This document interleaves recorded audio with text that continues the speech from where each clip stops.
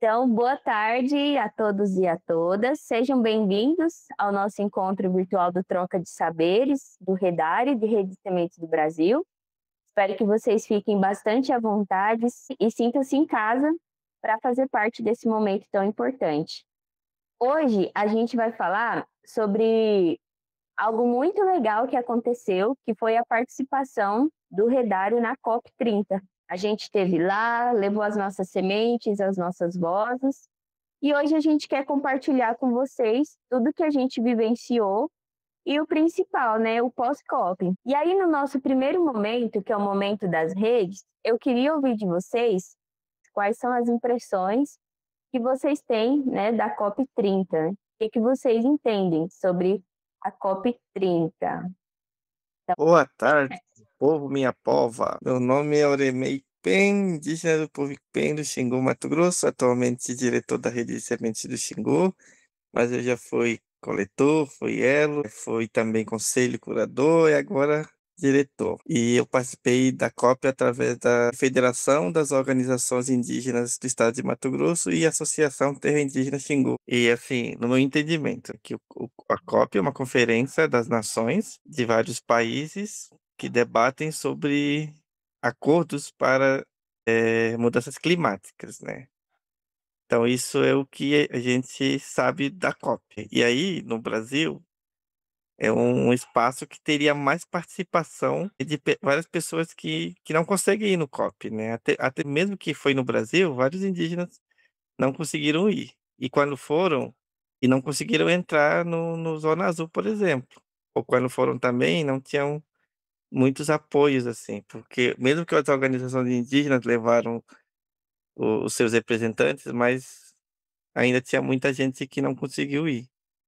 Então eu achei esse coffee muito muito legal, eu achei mais diverso, né? Tem a questão da língua, que não é todo mundo que entende também a língua, principalmente a inglês, que é uma língua que domina, né? Língua científica, língua de negócios, é inglês. Então, para mim foi muito positivo, assim, como profissional, como pessoa e também como representante da minha organização que eu fui, né? Então, isso foi a minha observação. Eu sou a Suzy, aqui do Mato Grosso, de Canabrava do Norte, Mato Grosso, da Rede de Semente Xingu. A gente tem assistido bastante falando, né, sobre a COP e fala muito sobre o meio ambiente, reflorestamento, o clima. É muito interessante, realmente, a gente tá, mesmo que muitos moram igual eu, no mato, vamos se dizer, não está muito inteirado nessas trem estudar, dessas linguagens, mas é bom a gente estar por dentro para saber como é que anda nosso Brasil, nosso país e nosso mundo, né? Obrigado, Suzy. É por isso que esse momento aqui, pessoal, ele foi criado, porque a gente tem ouvido muito falar sobre a COP, mas a gente tem entendido pouco o que de fato se faz numa COP. E aí, então, para a gente começar a nossa discussão, eu queria convidar a Dani, que vai responder justamente isso. Dani, o que é a COP? Oi, pessoal, tudo bem? Eu sou a Dani, do Instituto Socioambiental. Estou falando aqui do Maranhão, perto da praia. Tá sol, tá quente. Então, gente, para a gente falar o que é COP, eu vou voltar um pouquinho no tempo e lembrar que em 1945 foi criada a Organização das Nações Unidas, a ONU. Ela foi criada logo após a Segunda Guerra Mundial, com o objetivo de promover a paz e a segurança internacional. É claro que eu não vou contar o que aconteceu de 45 a 72, mas em 1972, em Estocolmo, na Suécia, que fica na Europa, teve a primeira conferência da ONU, né, das Nações Unidas, sobre o meio ambiente. E foi lá em Estocolmo que então deu-se início a essa discussão global sobre os temas ambientais, porque naquele momento, há 50 anos atrás, um pouquinho mais, já estava dando para perceber que tinha algumas coisas erradas no clima, no solo, né?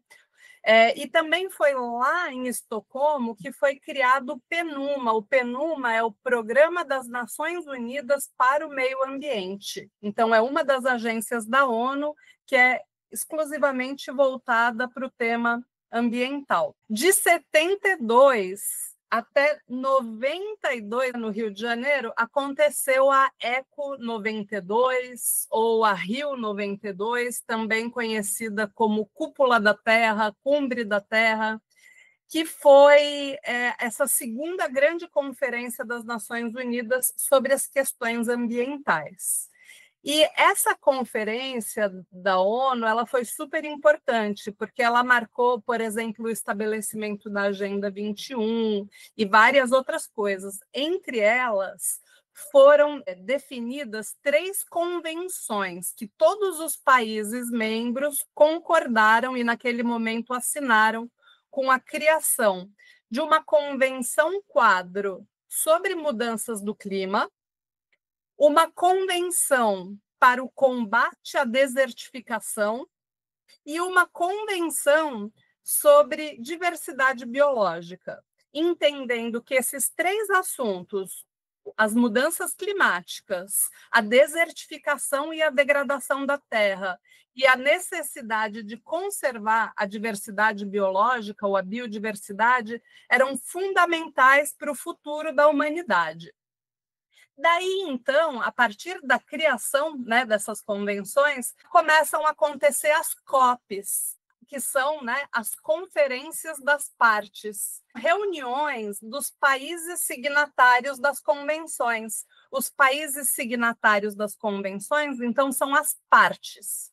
No caso da COP do clima, que foi essa que aconteceu em Belém, ela acontece quase anualmente, com exceção dos anos da pandemia. No entanto, a COP da desertificação e a COP da diversidade biológica acontece a cada 2 anos. Por exemplo, o ano passado teve a COP 16 da biodiversidade em Cali, na Colômbia. Então, e a COP no Brasil? Então, a COP do Brasil era a COP para tratar dessa convenção do clima, né? E com o objetivo de avançar a implementação do Acordo de Paris. O Acordo de Paris foi, então, um acordo que os países se comprometeram na COP 21, em 2015, em Paris, na França, e lá nessa COP, os países eles colocaram algumas metas, né? Por exemplo, as NDCs, que são as contribuições nacionalmente determinadas, com objetivos dos países, né? O Brasil, ele se comprometeu, entre outras coisas, em zerar o desmatamento ilegal até 2030 e restaurar ou recuperar 12 milhões de hectares de floresta também até 2030. Ou seja, a gente tem mais 5 anos para trabalhar nessa meta. E daí eu trago uma coisa bem importante, que a restauração, né, que é a nossa área de trabalho, então a conservação, o manejo das sementes e a restauração das áreas degradadas, ela é uma atividade muito importante para essas 3 convenções, tanto para o clima, quanto para a diversidade biológica, quanto para a questão da degradação e desertificação da terra. Então, a sementinha que cada um de vocês colhe aí nos seus territórios é super importante, porque tem um impacto global no clima, na biodiversidade e em todos esses compromissos globais. Então é isso, gente. Na COP, só para concluir, de Belém, a gente vai ouvir outras pessoas falando mais sobre esse assunto. O objetivo era trabalhar avançar essa implementação do Acordo de Paris, que entre nós anda bem abaixo do esperado, né? Reforçar a cooperação internacional, definir algumas metas mais ambiciosas de redução de emissões e garantir também financiamento, né? Bom, eu acredito que ficou claro, né, o que é a COP. Então, é esse momento da gente discutir e falar sobre a nossa casa, sobre o clima, né? E agora eu queria convidar você, Kátia, para contar como que o Redário teve presente na COP e o que a gente fez? Bom dia, boa tarde. É um grande prazer estar aqui com vocês. Eu atuo no GT de Políticas Públicas do Redário. Hoje é uma satisfação estar aqui, podendo compartilhar com vocês o que a gente apresentou, organizou no COP. Nos reunimos no Redário também com outros colegas que estiveram muito à frente, né, da organização, da participação do ISA e do Redário também na COP. Então, a gente sintonizado, né, com esse movimento que já veio se organizando no Brasil, né, desde que essa COP foi anunciada em Belém, a gente também pensou a participação do Redário com bastante protagonismo das redes de coletores. Um dos nossos objetivos, né, principais era buscar levar para a COP, né, ali no entorno de onde aconteceu a COP, algum espaço que a gente pudesse fazer uma muvuca, levar as sementes. E para a gente conseguir fazer isso, então, a cada espaço que a gente pôde, né, levar essas sementes e a voz dos coletores, também a estratégia do Redário, a gente estava junto com as sementes. Então, a gente conseguiu um pequeno espaço numa praça que fica, né, em frente à entrada principal da Zona Verde, que era a zona que contemplava ali o maior grupo da sociedade civil e todas essas apresentações e representações, né, desses povos e comunidades. Então, a gente levou as sementes para a praça, fez a muvuca, fez o plantio com a comunidade que estava ali. Então, foi muito simbólico e importante, né, para a estratégia do Redário, porque a gente acredita e também porque a gente queria mostrar nessa COP. A gente levou também a muvuca para a Zona Verde. A primeira delas que a gente pôde fazer esse movimento foi no Círculo dos Povos, né, um espaço onde a gente tinha esse objetivo, né, como já foi falado, de levar a estratégia do Redário. O contato com as sementes era um processo que sempre gerava muito encantamento e chamava muita atenção das pessoas que estavam ali passando, ou mesmo das pessoas que iam prestigiar a nossa apresentação, conhecer a estratégia. E é impressionante como tocar, ver, né, e perceber as sementes ali todas juntas sempre é algo que conecta as pessoas muito com a proposta, né, do Redário, com o que cada coletor, que cada rede estava ali expressando em cada evento. Então, um segundo evento que a gente pôde participar, que chama Belém Mais 10, também na Zona Verde. Então, um dos nossos objetivos nesses espaços era também dar voz às redes para expressarem quais são as dificuldades, né? Quais são os gargalos que ainda existe hoje para que essa cadeia efetivamente possa alcançar todo o seu potencial e, com isso, ganhar uma escala que, de fato, vai fazer com que a gente alcance as metas de restauração. Um outro espaço que a gente pôde participar também foi na Embrapa, né, que se chamou, nessa Agrizone a gente tinha, então, muitas atividades acontecendo. No espaço da Agrizone, era um espaço muito voltado para as tecnologias, né, da restauração, da agricultura, e todas as temáticas que envolvem o conhecimento, a tecnologia, a pesquisa, inovações nessa área. Também, nesse momento, a gente pôde, né, levar as sementes, né, os coletores e redes puderam responder as perguntas, né, de quem estava participando. As redes puderam responder muitas perguntas importantes, inclusive sobre como coletar, de onde vem a semente, questões de relação de custo-benefício, de você fazer a restauração com a semente, fazer com a muda. Então, de uma forma geral, todos os espaços a gente apresentou essa estratégia e também identificou possíveis parceiros para seguir, né, em futuras conversas, em futuras parcerias.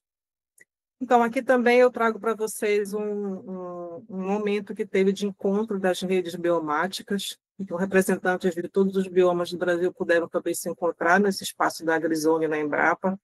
E cada um trouxe ali as realidades, os potenciais, os desafios vividos em cada bioma. A gente também teve eventos na Zona Azul, então a gente tem a Lia, o Edu, o próprio Rodrigo, já nesse espaço da Zona Azul, que era um espaço mais restrito, né, que não tinham livre acesso, você precisava ter, né, uma credencial para entrar, e era um espaço mais voltado para negociação, e para decisões, para investidores, né, e para decisões mais a nível de instituições de financiamento e instituições públicas também. Por fim, a gente também teve um espaço na Casa da Ciência, no Museu Emílio Guild, que é um espaço muito bonito, muito representativo, né, de um fragmento da floresta amazônica no meio da cidade.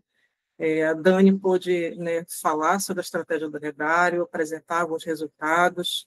A gente também pôde circular uma pequena muvuca lá para as pessoas sentirem, né, foi bem interessante.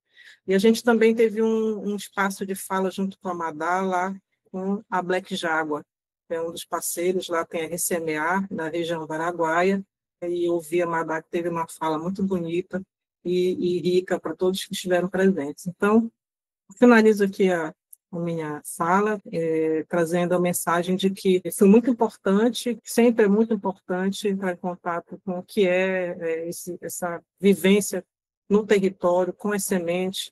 Quero agradecer muito, porque todos os momentos que a gente está com ele, a gente aprende muito e pode fortalecer, né, todo esse movimento que a gente junto vem tentando construir no Redário, né, e no Brasil. Agradeço a todos e finalizo por aqui. Maravilha, Kátia, muito obrigada. Como vocês puderam ver, pessoal, o que não faltou foi semente e muvuca. Foram 5 muvucas que a gente fez na COP. E a vida não para, né, gente? Não é só ali a COP e pronto, né? Tem muitos desdobramentos depois que acontece uma COP. Então, eu queria convidar agora o Ciro Brito. Ele é analista de políticas climáticas do Instituto Socioambiental, né, do ISA. Também é advogado especialista em governança climática e é mestre em desenvolvimento sustentável.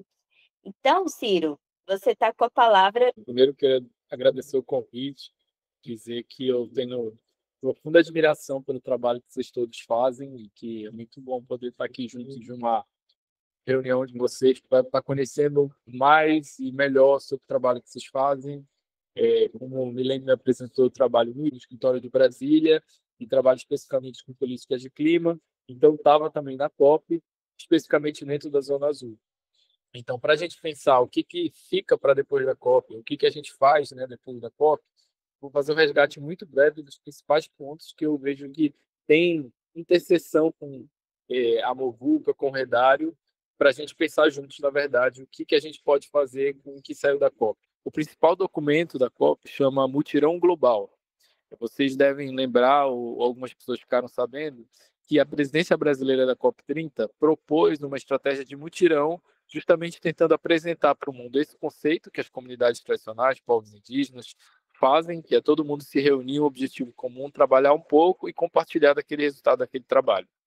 E aí, a partir disso, então, a ideia era que todos os países e todas as partes, não só os países, mas a sociedade civil e as outras partes que fazem parte, né, da COP, pudessem trabalhar juntas em prol de um objetivo global, objetivo comum, e compartilhar desses resultados juntos.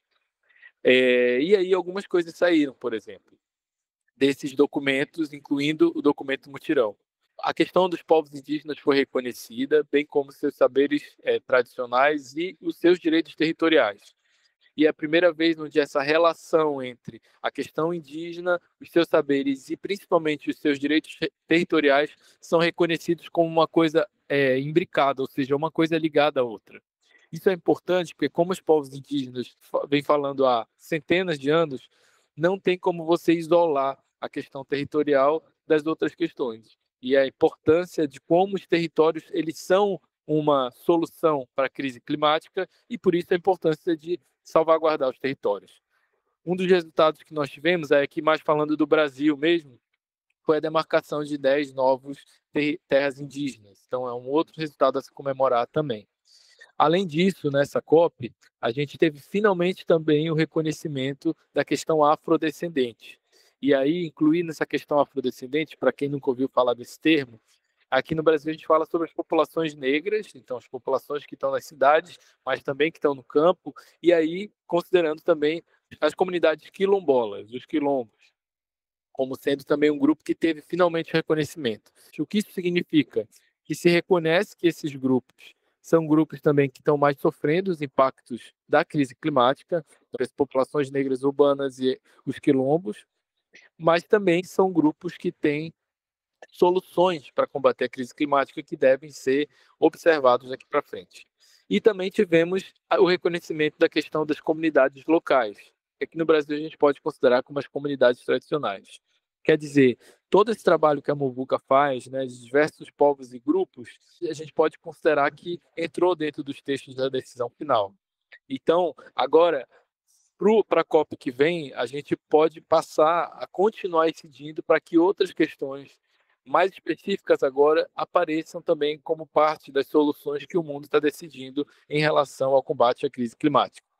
Foi importante a movimentação, né, e os atos e as manifestações que aconteceram na COP30. As últimas COPs foram em países onde essas movimentações, esses atos não eram permitidos. Então, essa COP do jeito que aconteceu no Brasil, eu sei que outras pessoas aqui já tiveram outras COPs, devem lembrar que não aconteceu da mesma maneira nos outros países. Dentro dos corredores da Zona Azul, você pode fazer pequenas manifestações, mas elas são todas dentro de uma regra da UNFCCC, que é a Convenção Quadro das Mudanças do Clima da ONU. Então, você não pode fazer como a gente fez na Marcha Global pelo Clima. E isso foi importante porque passou um recado tanto para a cidade de Belém, quanto para o Brasil e para o mundo inteiro, incluindo as pessoas que estavam fazendo negociação, de que, primeiro, as mudanças climáticas já afetam a vida das pessoas.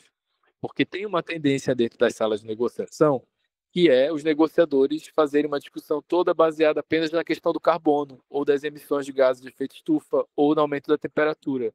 Só que o que a gente colocou na COP de Belém, o que vocês colocaram, foi que tudo perpassa por um fator central, que são as pessoas. Então não faz sentido a gente fazer uma discussão global sobre o clima se as pessoas não estiverem no centro. Então esse foi um dos grandes diferenciais dessa COP. Na questão afrodescendente, nós também tivemos 28 decretos reconhecendo a territorialidade de quilombos.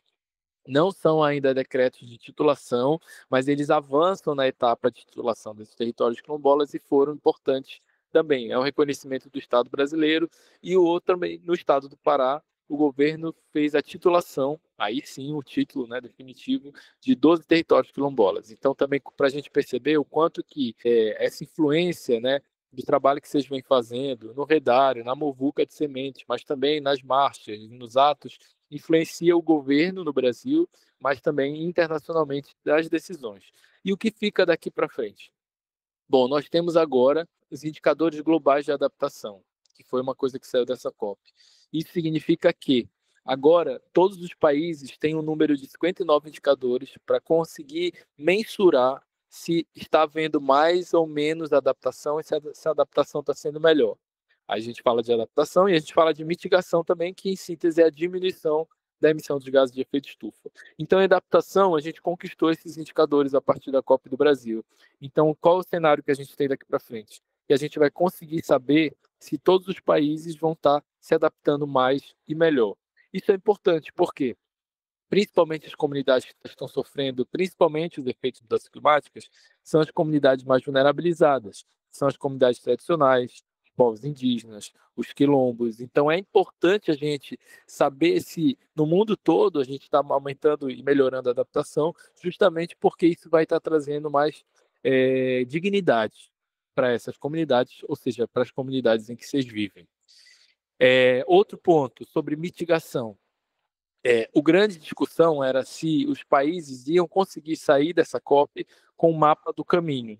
Então, a ideia de um mapa do caminho da transição energética, que a ministra Marina Silva e o presidente Lula estavam defendendo, era que dessa COP saísse esse mapa, esse roteiro de como todos os países vão fazer para deixar de usar os combustíveis fósseis e como fazer isso. Houve mais de 80 países concordaram com isso, como o Brasil, a Colômbia, mas não se conquistou o consenso, porque as decisões na COP têm que ser por consenso, ou seja, todos os países têm que concordar. E como não se conquistou esse consenso, esse mapa do caminho não saiu nessa COP, mas a presidência brasileira se comprometeu em fazer esse mapa do caminho de forma voluntária, já que a presidência brasileira ela segue até a próxima COP. que vai ser na Turquia e vai ser presidida pela Austrália. Os países vão trabalhar juntos. Em relação à questão do financiamento, a gente também teve 2 bons resultados. Um é que vai haver a triplicação do recurso para adaptação, que é isso que eu falei por primeiro, até 2035. Isso é importante porque os países mais pobres não têm recursos para poder pagar essas ações de adaptação. Então, agora, com esse recurso que vai ser triplicado, eles vão ter mais oportunidades de colocar nas ações para adaptação. E um outro também ponto positivo em relação ao financiamento foi em relação ao Fundo de Florestas Tropicais para Sempre. Esse é um fundo que a presidência brasileira criou. A ideia é pagar pela conservação por hectare dos países que têm florestas tropicais, ou seja, a Amazônia, o Brasil. E aí esse fundo também já teve um aporte de em torno de 6 bilhões de dólares e ele vai continuar sendo rodado pelos outros países e 20% desses recursos vão ser destinados diretamente a povos indígenas e comunidades locais. Então, gente, para concluir, a COP tem decisões assim, que são muito lá em cima, porque são entre os países. Mas o que fica daqui para frente? Fica justamente a necessidade, a obrigação que o Brasil tem de seguir o que foi decidido internacionalmente. Isso precisa que a gente faça essa pressão, que a gente observe, saiba o que foi decidido e faça pressão no governo para ele seguir. Além disso, deixa também alguns recados, né, essa COP30. Primeiro é que agora o Brasil vai ter que avançar na adaptação, ou seja, os territórios de vocês que já estão sofrendo esses impactos da crise climática, eles vão precisar ter mais atenção em relação à adaptação. Segundo é que, como os recursos para adaptação vão aumentar daqui até 2035, o Brasil também tem essa responsabilidade de aportar mais recursos para a adaptação. O terceiro ponto é o compromisso que o Brasil teve ao liderar essa discussão sobre o mapa do caminho, que ainda não saiu, de melhorar o seu planejamento sobre a transição energética, o seu planejamento energético, justamente para ir se afastando do uso dos combustíveis fósseis, do petróleo, etc. Então, acho que, para deixar aqui o recado final, acho que foi super importante a mobilização muito grande que foi feita por todos vocês, por todos nós da sociedade brasileira, em relação à COP30, depois da Rio 92 que a Dani trouxe, esse foi um dos grandes eventos que a gente teve mundiais no Brasil e na Amazônia. As questões das populações amazônicas, da questão da própria Amazônia, tiveram mais atenção para o mundo todo ver como as pessoas vivem, como é a cultura delas e quais são as necessidades específicas. E agora a gente tem que, digamos assim, aproveitar esse pós-COP para poder endereçar tudo isso que saiu para o governo brasileiro no nível nacional, né, federal, mas também aproveitar e pressionar nos estados, nas prefeituras e saber que essa é uma COP que faz parte de um processo muito longo, né, tanto das COPs que vieram antes, as 29, quanto as que vêm depois, já que COP tem todo ano. Então, dificilmente a gente tem uma COP que é um ponto de virada onde tudo muda, porque os processos eles têm que ser feitos por consenso dos 195 países, mas também, como a COP tem todo ano, tem coisas que não saem no ano, mas podem sair no outro. E acho que a grande expectativa para aqui para frente é que a gente consiga traçar esse mapa do caminho e consiga engajar todos os países do mundo para que eles optem realmente por se afastar do uso dos combustíveis fósseis. Obrigada, Ciro. Essa fala sua é muito importante para a gente ter dimensão do que de fato aconteceu, porque é tanta coisa que passa no jornal e tem nas redes sociais, a gente não consegue acompanhar. Então, esse resumo, ele é muito importante. E aí, antes da gente passar para o nosso próximo momento, eu queria abrir perguntas agora para o Ciro, para a Dani e também para a Kátia. Eu vi no jornal que teve, acho que foi no penúltimo dia, teve um incêndio lá. Se teve alguém que estava lá no dia, tá bem? Todo mundo? Tá todo mundo bem, sim. Pelo menos eu não tive nenhuma notícia de que alguma pessoa nossa, assim, né, no Redário, do ISA, tenha se machucado. Eu acho que algumas pessoas tiveram uma intoxicação lá, as pessoas que estavam mais perto no dia, mas todos nós estamos bem, né? Não sofremos nada com isso. Vou falar de novo. E nós foi bem representado lá, viu, galera? Vocês fez bonito, hein? Mostrou que nós é brasileiro mesmo. Obrigada, Suzy. E aí, se a gente agora não tiver mais nenhuma pergunta, eu vou trazer um pouco, né, da minha experiência. Bom, eu fui como coletora e técnica também representar, né, o Redário, as redes de sementes, cada um de vocês. E para mim foi um momento único, então era um ambiente muito grande, totalmente fora da minha dinâmica de vida, mas que foi maravilhoso. E cada fala que a gente tinha, eu via que as pessoas saíam dali inspiradas, maravilhadas, inspiradas com a muvuca, com as nossas histórias.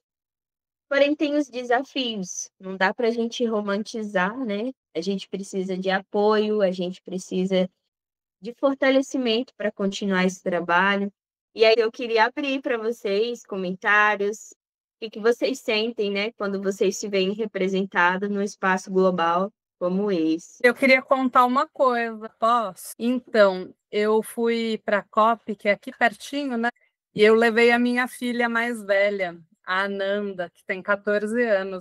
E no final, eu perguntei para ela, falei, e aí, filha, o que você achou dessa experiência, né, de participar da COP? Ela falou assim, olha, eu achei que a minha geração estava, desculpa o palavreado, mas ela falou estava ferrada, que não tinha mais jeito, que estava tudo indo mal. Mas ver tanta gente trabalhando e lutando por um mundo melhor me deu esperança de que é possível mudar as coisas. Ou seja, ela trouxe esperança na mala dela e para mim isso foi muito significativo. Bom, pessoal, então vamos dando fim ao nosso encontro desse mês, onde a gente fez esse repasse incrível do Redário na COP30. E hoje a gente sentiu o quanto as nossas sementes já atravessaram fronteiras e carregaram histórias de luta e futuro. A COP foi um marco, mas ela não termina lá. Ela continua aqui na prática cotidiana de cada rede. Então, que sigamos semeando o futuro com raízes profundas e vozes fortes. Obrigado pela presença de cada um de vocês e a gente se vê no nosso próximo encontro. Grande abraço, tchau, tchau!